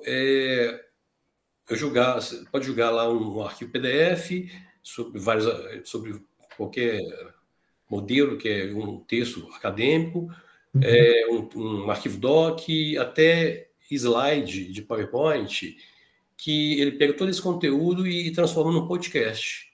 Sensacional o negócio, sabe? Com falas de várias pessoas, mulher, homem, com um diálogo bem parecido mesmo, real. E quando você pode calcular até 50 arquivos dentro que ele consegue transformar isso em um podcast. E quando é um arquivo que você manda muito pequeno, ele busca na internet e complementa aquele assunto. Dentro dessa modelagem, saberia me dizer se tem alguma IA que poderia ajudar nessa parte da mineração de dados educacionais, que eu pudesse obter essas informações sem precisar pedir dados sensíveis do colégio, só a nível de relatório, para poder ajudar a identificar onde está esse gargalo aí, onde está o mau desempenho dos alunos? Cláudio, bom, obrigado aí pelas considerações, tá? Eu acho que, enfim, você trouxe um repórter, até bom você falar que eu estava esquecendo, muitas das figuras dessa apresentação foram geradas por IA, tá? Então, todas as figuras que são pessoas foram geradas por IA, não tem nenhuma figura que não foi gerada, e outra, essa também que está aí na tela, também foi gerada por IA. É um recurso que a gente vai usar muito. Se eu entendi a sua pergunta, você não vai conseguir obter dados usando IA, tá? Porque isso é ilegal. Então, eles não fazem isso. Você não vai conseguir dados dos alunos através de uma ferramenta de IA. O que você, de repente, poderia tentar fazer junto à sua escola, conseguir esse histórico do aluno, né? Não só do ano corrente, mas de outros anos. Porque foi até uma apresentação que eu assisti no SBI na semana passada, da educação básica, reportando dessa dificuldade que existe porque você não tem uma interação com ambientes virtuais, né? Então, o dado ele não está digital. Então, você precisa recorrer à escola para poder obter esses dados e fazer as análises. E essas análises, muitas das vezes, também voltadas para entender a dificuldade desses alunos, qual que é a trajetória que esse aluno está percorrendo e aonde está o desafio para ele, né? Pensando nas grandes áreas. Então, olha, o desafio desse aluno está na matemática, porque no ano tal, esse aluno apresentou uma dificuldade em tal conteúdo, e ele carrega essa dificuldade. Então, se a gente não resolver esse problema lá atrás, esse aluno ele vai viver com essa dificuldade para sempre, porque é um conhecimento necessário, tá? Então, a sugestão que eu te dou é de tentar, junto na escola, trazer esses dados, desses históricos desses alunos, porque aí, com essas abordagens, aí, principalmente Deep Learning, porque como você tem dados históricos, elas têm uma performance melhor, você vai conseguir traçar esse perfil e identificar essas dificuldades, né, pontuais que os alunos vão apresentando, e aí sim a gente consegue fazer uma série de coisas, usando, inclusive, as IAs que a gente tem hoje generativa. Muitas pessoas estão trabalhando com essa questão de contexto, né, então passa um contexto para a IA generativa, então ela só vai analisar aquilo, e aí não foge tanto, porque aí ele não vai buscar soluções em outros locais, fica uma questão mais controlada. Tá? Mas em relação ao dado, infelizmente, ou felizmente, né, a gente não vai conseguir pegar de ninguém usando IA. Sim, a ideia era em cima de relatórios disponíveis que eu tenho no próprio sistema. Uhum. Relatórios abertos. Aí você consegue, com esses relatórios, aplicar as abordagens para você conseguir extrair conhecimento, aí dá. Só cuidado, porque quando a gente usa essas soluções abertas, as empresas não usam, tá? A solução free, porque essa solução free você concordou com uma série de coisas lá, inclusive que ela pode usar o seu dado para outras coisas. Então, cuidado para o dado que você vai apresentar para ela, porque você está apresentando um dado sensível e eles vão usar o seu dado depois. Estou alimentando para eles também. Cuidado com isso. A gente está alimentando eles, com certeza. Sim. Ok, obrigado, Vitor. Nada. Obrigada, Cláudio. Obrigada, Vitor. Professor José Maria, por favor. Oi, Lia. Deixa eu ser bem breve, né? E agradecer ao Vitor aí pela né, brilhante apresentação aí, né? Foi bem bacana. E a gente percebe isso, né? Que despertou aí o interesse de muitos, né, alunos. Isso é bem bacana, né? Para essa etapa que a gente está vivendo aí, né? E, assim, interessante também, Vitor, pela qualidade das perguntas, né? Eu estou aqui prestando atenção nas perguntas, né? A quantidade e qualidade das perguntas. Então, parabenizar, né, os alunos que estão assistindo aí, né? A qualidade das perguntas, assim, foi assim, né? Perguntas profundas. Né? Bacana Exatamente. mesmo. Bom, Então, bom para a gente assim, poder discutir mesmo, né? exatamente, exatamente. Eu estou aqui super feliz com o que eu assisti aí, né? Então, Vitor, parabéns, isso aí, bem bacana aí. Teve até pergunta de proteção de dados, né? Então, assim, eu falei, opa, que ótimo, né? A Exatamente. preocupação com a proteção de dados, né? Isso é, né? A gente está muito ligado nessas questões. Estão questionando muita gente sobre isso nos Uhum. trabalhos, né? Então, assim, parabéns, Vitor, pela qualidade da apresentação, né, você, né, tocou em pontos assim bem bacanas de interesse dos alunos, né? Então é isso aí, parabéns aí. Obrigado aí, Vitor. Valeu. Eu que agradeço, Zé. Obrigado aí, realmente Muito bom. foram perguntas muito interessantes, assim, né? Perguntas, de fato, profundas, que levantam as É, discussões exatamente. dentro do contexto que a gente está. Então, assim, muito bacana É, mesmo. não foram questões assim de qualidade mesmo, né? Uhum, Perguntas de qualidade, de interesse, né? Demonstrando interesse pela área, né? Que é uma com área certeza. muito bacana, né? Então, assim, parabéns. Obrigado, valeu. Obrigada, professor José Maria, Vitor. A Maristela conseguiu agora. Por favor, Maristela. Nós não estamos te ouvindo. Ai, desculpa, gente, Agora sim. conseguiram? Agora Agora sim. sim. Era o fone estava com problema aqui. Enfim, professor Vitor, eu acho que você deu aula para mim, no caso, eu não completei a sua matéria, infelizmente. Sobre o ML, foi você que deu? Não, o ML não. Era sistemas de. Era sobre planejamento de sistemas para Licomp? Não. Não sei, eu esqueci. Mas eu acho que eu já tive uma reunião com você uma única vez. Enfim, não tem problema.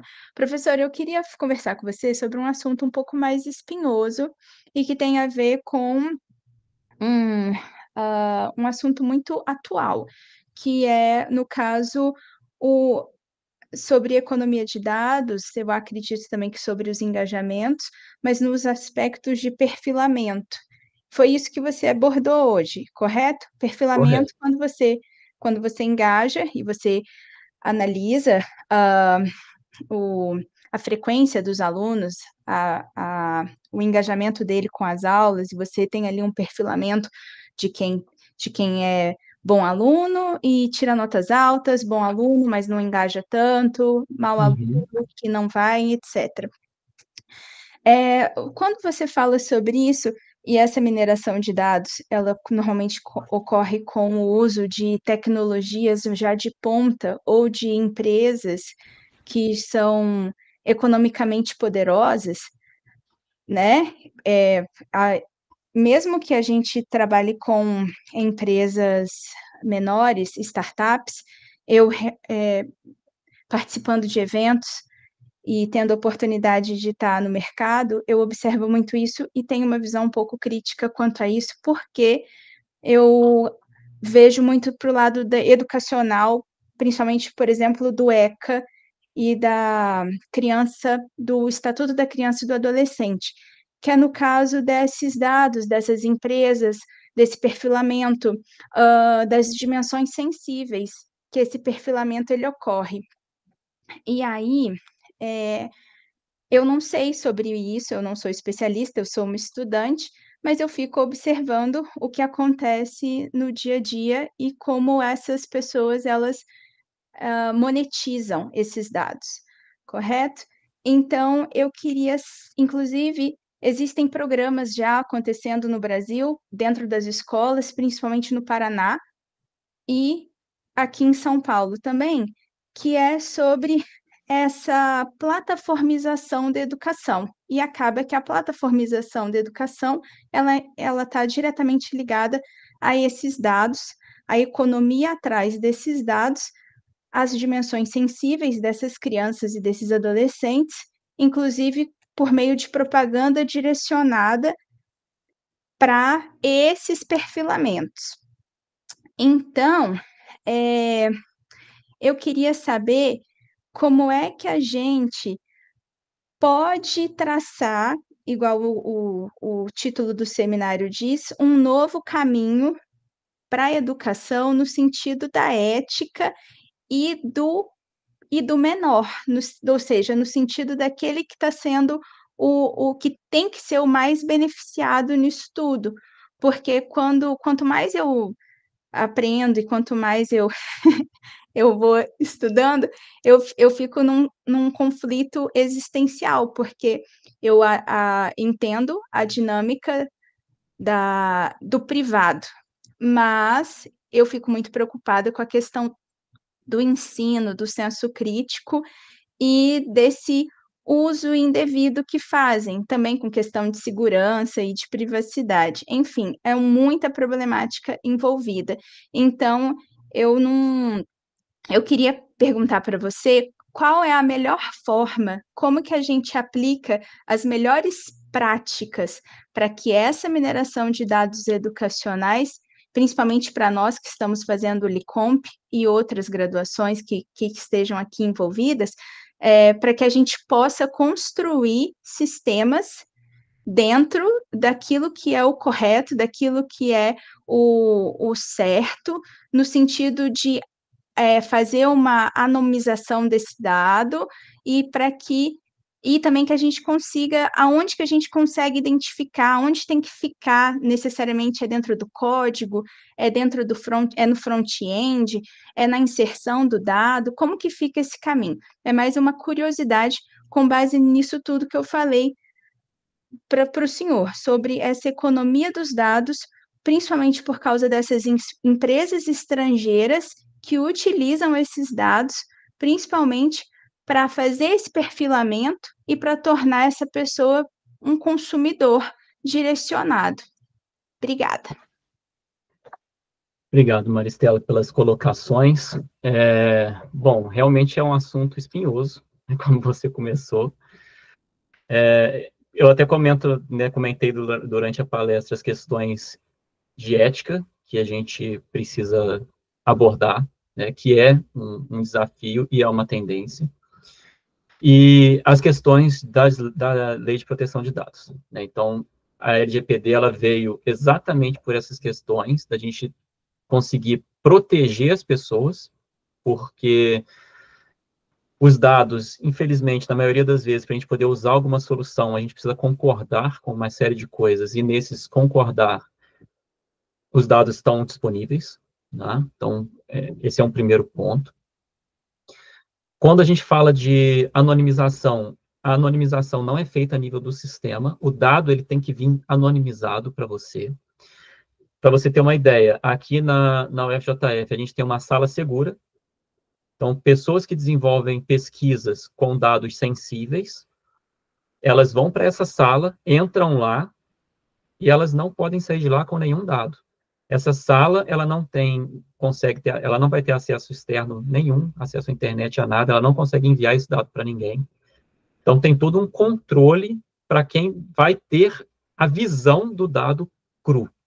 Tá? Então, se eu falo assim, olha, eu vou analisar os dados dos alunos da UFJF, eu não posso analisar os dados da Maristela. Certo? Eu vou analisar o dado dos alunos. Quem é quem, eu não consigo saber. Todos os dados que, de alguma forma, pode me levar a descobrir quem é, ele vai ser anonimizado, ele vai ser rotulado, tá? Por algum critério que a própria instituição tem setores específicos para fazer isso. Certo? Então, o dado, ele vem para a gente já anônimo. Se eu for trabalhar com abordagens de anonimização, aí existem diversas abordagens que fazem isso para a gente de forma automática, mas eu preciso definir quais são os campos, o que eu tenho que anonimizar, se são questões numéricas, enfim, tá? Tem várias regras que a gente precisa seguir para poder fazer um critério de anonimização. Em termos das questões de perfil, isso é uma discussão até que surgiu lá no SBI mesmo, é até curioso que várias coisas que vocês estão colocando a gente ouviu semana passada, tá? De um professor americano, eu me esqueci o nome dele, e ele traz exatamente essa discussão sobre a diversidade em cima do dado. Porque quando a gente faz uma análise de um determinado perfil, a gente está fazendo uma análise de um perfil com base no dado.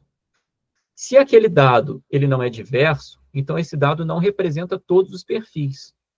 Então a gente tem uma dificuldade, e aí se eu aplico alguma estratégia de mineração de dados, essa estratégia está focada naquele dado que tem aqueles perfis. Então eu também não vou conseguir atender todos os perfis, certo?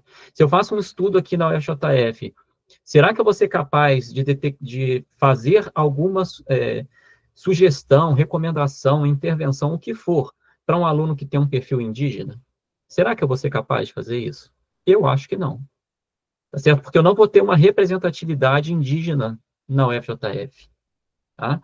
Agora, se eu for para Manaus, será que eu vou conseguir fazer? De repente, lá eu consigo.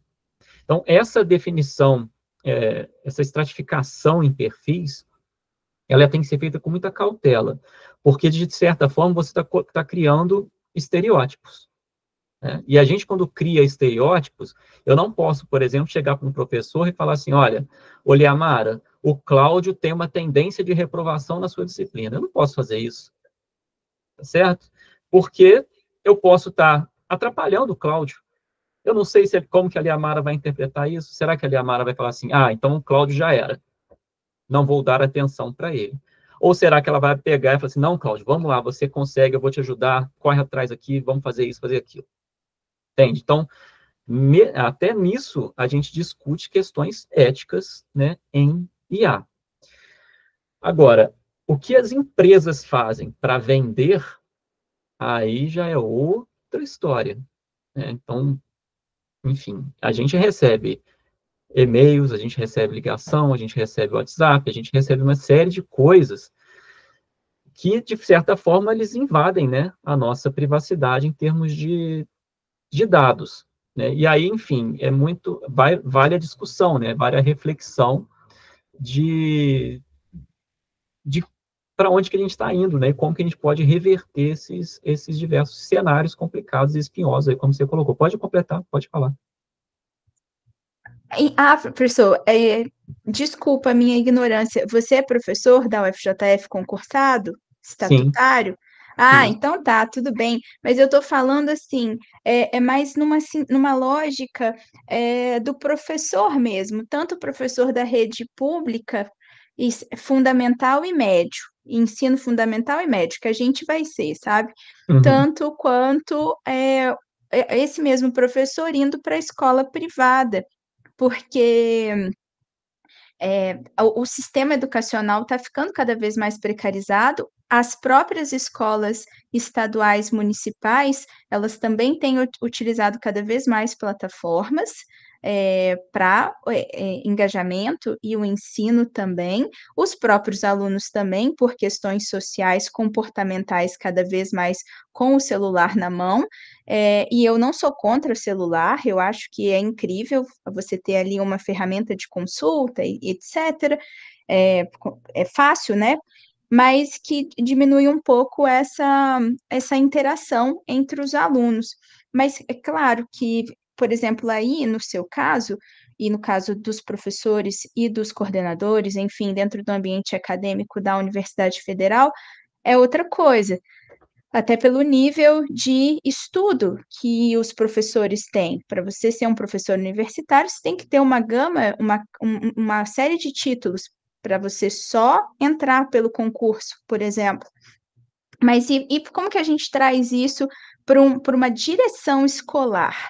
Você entende, mais ou menos? Para que eu entendo, eu acho que vai um pouco na linha do que o Cláudio até levantou, né? De você conseguir... eu não acho que é um problema... Bom, vamos lá, né? Eu acho que a gente pode usar deste problema tecnológico que a gente está vendo na educação a nosso favor. Pensar que a gente vai ter mais dados, a gente vai conseguir fazer mais intervenções, de repente, com esses dados nas escolas. Tá? Mas essas escolas elas vão ter que andar de acordo com o que é permitido, né, para você também proteger essas crianças e esses adolescentes do que vai vir ali de intervenção, né, de quais perfilamentos que vão ser feitos ali. Eu acho que usar desse dessa infraestrutura que está sendo implantada, para a gente conseguir compreender melhor o processo de ensino e aprendizagem, vocês, como licenciados em computação, ter essa habilidade de levar para dentro das escolas essas possibilidades, desenvolver os trabalhos, por exemplo, enquanto vocês estão aqui, desenvolver os trabalhos de vocês de conclusão de curso, fazer estágio nessas áreas, né, e entender um pouco do funcionamento das escolas e tentar levar para dentro das escolas soluções para esses diversos problemas, eu acho que isso esse é o ponto, né, porque, de fato, a gente vai ter muita dificuldade quando a gente trabalha com escola pública, a gente tem alguns projetos de extensão, e é muito difícil o diálogo, porque as pessoas, como você disse, ela não tem uma competência em computação, né? A competência dessa pessoa é outra, e a gente é que tem que levar para eles, né, a competência para a computação, tá certo? Então, assim, eu acho que é nesse sentido que a gente poderia tentar atuar, né? Enfim, não sei se eu respondi a sua pergunta, mas eu enxergo muito dessa forma, tentar, enfim, fazer o melhor com o que temos, né? Na disseminação de conhecimento mesmo, Disseminação. explicar por que não pode, tipo assim, fazer meio que um trabalho de cartilha. Exatamente. De educação básica mesmo, tipo, coisas básicas da internet, bem cartilha, assim, usando desenho, usando jogos, essas coisas para a educação do próprio professor, da própria direção, para tentar trazer de uma forma mais, sei lá, mais consciente. simples, mas o caminho de início, meio, fim daquela informação, quais são os perigos, quais são os perigos, quais são as problemáticas, o que pode dar certo, o que não pode, é assim, nesse sentido? Nesse sentido, e até para eles também terem conhecimento de tudo que é possível ser feito, né? Para vocês poderem levar isso como soluções para eles. Eu acho que o papel nosso é meio esse, você levar, você está fazendo licenciatura em computação, então o que você consegue levar do seu conhecimento para as escolas? Não só para um professor específico, mas para a escola como um todo, né? Para o professor que você estiver auxiliando lá em sala de aula, né? Para alguma proposta que você possa fazer para a escola. Então, quando eu falo de mineração de dados, a gente pode levar isso para dentro das escolas, né? Levando todo esse conhecimento para lá. Claro, com diversas restrições e tudo, mas eu acho que é um direcionamento que pode ser feito. Sim, obrigada, professor. Obrigada. Depois, se vocês quiserem continuar a conversa por e-mail, aí fiquem à vontade. Nós temos mais, professor Vitor, mais 2 inscrições, aí depois do Claudinei,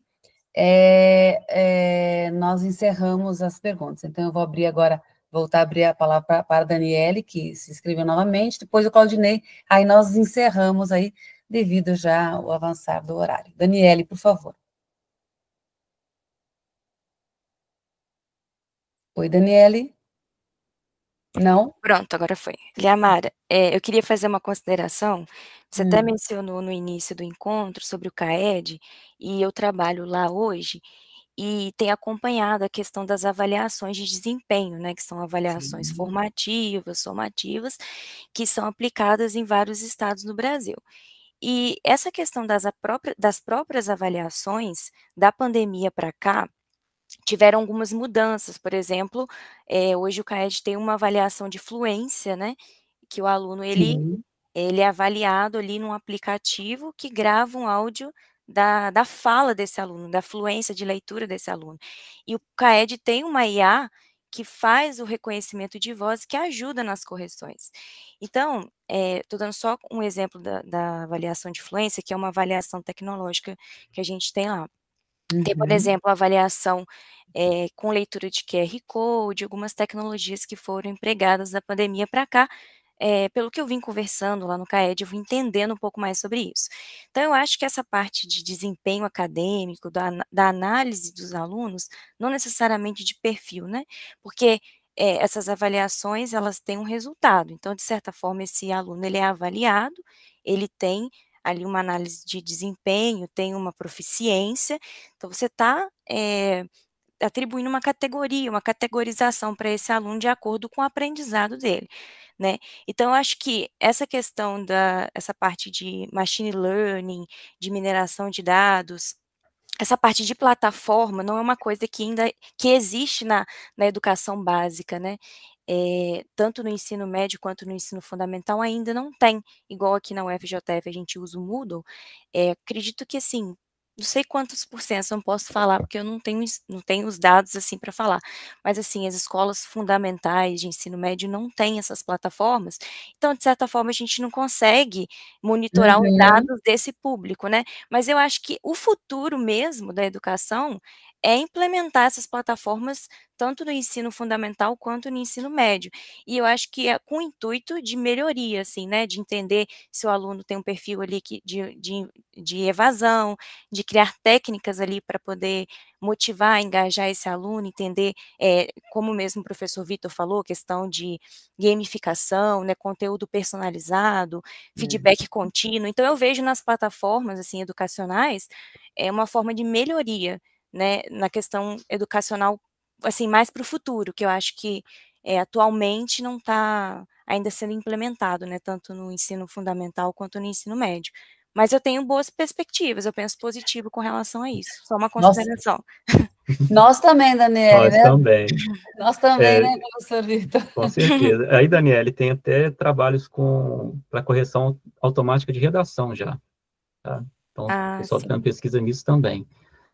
E os resultados são promissores. Então, acho que é o que você falou. Daqui a pouco a gente vai ter várias soluções para ajudar, inclusive, esses alunos aí do ensino médio, né, estudando para Enem, quantidade de redação que esses alunos fazem semanalmente, né? Então, poderia ser mais uma ferramenta para poder ajudar aí. Sim, e acho que também vai ajudar até a parte dos professores, a parte de coordenação, né? A parte eficiência administrativa, né, que você falou no início da palestra, a questão do apoio ao aluno, eficiência administrativa e a melhoria mesmo da qualidade educacional. Por isso que eu acho que eu tenho boas visões, assim, e quero focar os meus estudos nisso. Bacana. É só uma observação, Daniele, esse projeto de fluência aí do Caio tem... essa IA, né? O professor Jairo, que é nosso colega aqui do DCC, ele é um dos responsáveis pela pesquisa nessa área, junto ao CAED, tá? Então, se você quiser procurar artigos ou publicações, o professor Jairo e um grupo aí, eu não sei quem são mais os outros professores, né? Eu sei que o professor Jairo é um dos responsáveis. Mas a última pergunta agora... Obrigada, Daniele, tá? Pelas suas colocações. Claudinei, por favor, fique à vontade. Vou ser bem sucinta, é mais uma consideração também, acabei abrindo as perguntas e vou fechar, né? Acompanhei o argumento da nossa colega Maristela e até a consideração final da Daniela também. Concordo com muita coisa que a Maristela falou, mas a questão da mineração de dados, principalmente para escolas fundamentais hoje, seria de extrema benefício para a sociedade. Hoje a gente não volto a falar lá no começo, nem todos os dados que nós temos hoje nas escolas são reais, né? E eu acredito que isso é só o primeiro passo que a gente está fazendo. Ainda vai haver uma constituição inserida em cima disso, igual o professor Vitor falou, em cima das questões éticas. Eu trabalho com informática hoje, trabalho com o atendimento à empresa, principalmente para hospitais, no ramo de impressoras, e o LGPD está na minha vida todo dia. Eu não posso falar, eu não posso, por exemplo, divulgar dados sensíveis das empresas que eu atendo. Então, isso parte muito da questão ética do ser humano, e eu acredito que se a gente se privar por conta disso, as empresas que fazem mineração de forma incorreta vão continuar fazendo do mesmo jeito, e vão achar outras formas de serem feitas essas questões. A grande questão é que as políticas públicas sejam realizadas da maneira correta e que sejam as punições feitas quando houver algum tipo de situação desse jeito. Vamos monetizar as crianças, vamos pegar dados sensíveis, entendeu? Então, assim, mais uma consideração final, que eu acompanhei até de perto, é um assunto espinhoso, é um assunto que vai demandar muito debate ainda futuramente pelos nossos políticos, e a gente tem que acreditar nas instituições. A partir daí, a gente vai conseguir traçar um planejamento, e eu acho que só tem a ganhar as escolas públicas fundamentais. E, de forma geral, o que mais me preocupa hoje é a questão de infraestrutura para a implantação dessa mineração, do que necessariamente o vazamento dessas informações. Porque a gente aqui no Sudeste é muito fácil da gente conseguir, mas como é que a gente vai conseguir uma mineração de dados do aluno lá em Manaus? Como você falou da questão do aluno indígena, a metodologia de ensino, de trabalho lá é completamente diferente. Muitas vezes você não tem nem internet. Tem os alunos que chegam até aula no barco. No barco, exatamente. Como é que você vai ensinar uma pessoa no sertão do Nordeste que não tem acesso nem à água, às vezes, uma questão dessa? Então, eu acho que vai evoluir. De forma geral, vai evoluir. Minha preocupação hoje maior é como que vai ser levada essa infraestrutura para todo mundo. Né? Isso aí realmente é uma consideração importante, né? A questão de infraestrutura. Até no Sudeste a gente tem diversos problemas de infraestrutura, com escolas que têm diversos problemas, né? Então, se for olhar no Brasil como um todo, acho que a gente tem mais escolas com problemas do que escolas sem problemas, né? Aqui em Juiz de Fora mesmo, só um exemplo rápido aqui, eu tenho uma roça em Torreões e às vezes quando chove demais, o ônibus escolar não consegue buscar os alunos. Então são questões muito mais abrangentes que a gente vai ter que pensar até a gente chegar no ponto dessa questão dos dados de mineração, né, serem usados por uma camada maléfica, vamos dizer assim. Mas acho um assunto espinhoso e acho que a Maristela tem toda razão, já está pensando nisso, porque isso vai ter que ser visto lá na frente também. Certeza. Só para finalizar, Claudineia, também a sua fala, é claro que isso implica em uma desigualdade social abissal, né? Principalmente entre os estados da União. No caso, quem está no Sudeste é totalmente diferente realmente de quem está no Norte. Mas é justamente nisso, né? Para a gente já pensar de uma forma mais crítica e trazendo também a problemática, porque a tecnologia ela tem muito dessa questão do solucionar os problemas. Não, eu concordo. Eu concordo. Né? Grande preocupação eu não maior. Eu não tô. A gente, pelos fins, pelos meios, justificar os fins. E às vezes a gente privar, né, esses adolescentes de uma tecnologia que está aí para ajudar, por uma questão que às vezes tem que ser tratada como lei, do que pode ser feito, do que não pode ser feito. A gente tem uma Constituição, quem burlar a lei tem que ser preso. É crime. Então, a gente privar a sociedade de uma tecnologia falando que venha para nisso, ajudar... foi feito...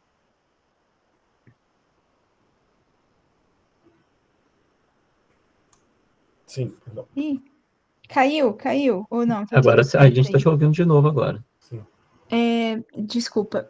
Então, eu quero só divulgar um observatório. Esse ano aconteceu o primeiro observatório de inteligência artificial. Ele foi feito pelo Núcleo de Domínios da Internet, que é a agência regulamentadora que regulamenta a internet no Brasil, que é o Comitê Gestor da Internet. Foi feito observatório, o nome então do evento, Observatório de Inteligência Artificial Brasileiro. Então, a partir desse observatório, a gente vai começar a sistematizar e a gerir, né? No caso de organizar, sistematizar, trazer a informação e fazer um acompanhamento dessas informações. Então, fica aí também mais essa informação, principalmente para os alunos lá aí da Licomp. E, claro, eu também eu sou absolutamente a favor. Eu uso inteligência artificial para tudo, até para melhorar as coisas que eu tenho que fazer diariamente. Às vezes eu escolho, eu tô no supermercado, eu fico assim, salsão ou aipo? Qual a diferença? Aí eu ponho na inteligência artificial e escolho, né? Etc. Mas eu já sou uma adulta, eu sei usar, eu sei quais são as problemáticas, etc. Nesse sentido. Aí isso que entra na minha preocupação de ensino, né? Porque daqui a pouco eu vou ter que fazer estágio. E o que eu vou ensinar para os alunos dentro de sala de aula? Porque eu não posso simplesmente colocar para o aluno código. Ele não vai entender nada. até porque ele é um aluno de ensino fundamental e ensino médio. Então, ele não vai entender nenhum tipo de lógica de linguagem de programação. Eu tenho que trazer um assunto mais próximo da realidade dele. E aí, a gente trazendo esses assuntos, no caso, inteligência artificial, jogos, o uso das plataformas de forma responsável, o que ele tem que saber ao entrar, como ele tem que escolher, qual é a plataforma mais adequada para a idade dele, que ele não pode mentir a idade dele para jogar um determinado joguinho. Enfim, tem muitas coisas muito legais e muito problemáticas também, porque aí você entra no âmbito da escola, dos pais, dos próprios professores, que têm diferentes perfis. Nossa, eu nem sei, eu fico às vezes até enrolada. É muita coisa, né, Maristela? Então, tá joia. Vamos, não querendo cortar, mas já cortando, nós vamos encerrar, agradecer muito a participação de todos, principalmente do professor Vitor, e esse diálogo, ele pode continuar, né, o professor Vitor colocou o e-mail dele aí, vão ter outros debates, outras oportunidades. Eu já informei o professor Vitor, ele é professor do curso, ele orienta os estágios, pode orientar a TCC, então entre em contato com o professor Vitor. Antes de eu finalizar, professor Vitor, eu só passo a palavra para você para fazer as considerações, né, finais, fechar, e aí depois, então, eu só vou anunciar as palestras de amanhã. Professor Vitor, fique à vontade. Bom, eu só tenho a agradecer, né, o convite aí de participar, agradecer a todo mundo que está aí presente para, enfim, interagir com a gente, né, muito obrigado pelas considerações, pelas perguntas, as discussões são muito ricas, então é importante essas discussões para a gente ver a amplitude, né, que o curso de licenciatura traz para vocês. Eu acho que foi muito enriquecedor essa discussão, esse debate, com essas diversas perguntas que vocês fizeram, o interesse de vocês na área, então me coloco verdadeiramente à disposição de vocês, né? Eu sempre falo isso com os alunos, podem me procurar, me mandem e-mail, eu posso não responder na hora, mas eu vou responder, com dúvidas, com, enfim, críticas, com sugestões, tá? Estou aberto para vocês poderem me contactar quando vocês quiserem, tá certo? Então, muito obrigado aí pela participação e obrigado, Lia, pelo convite mais uma vez. Você é a Regina. Obrigada, Vitor, obrigada mesmo pela sua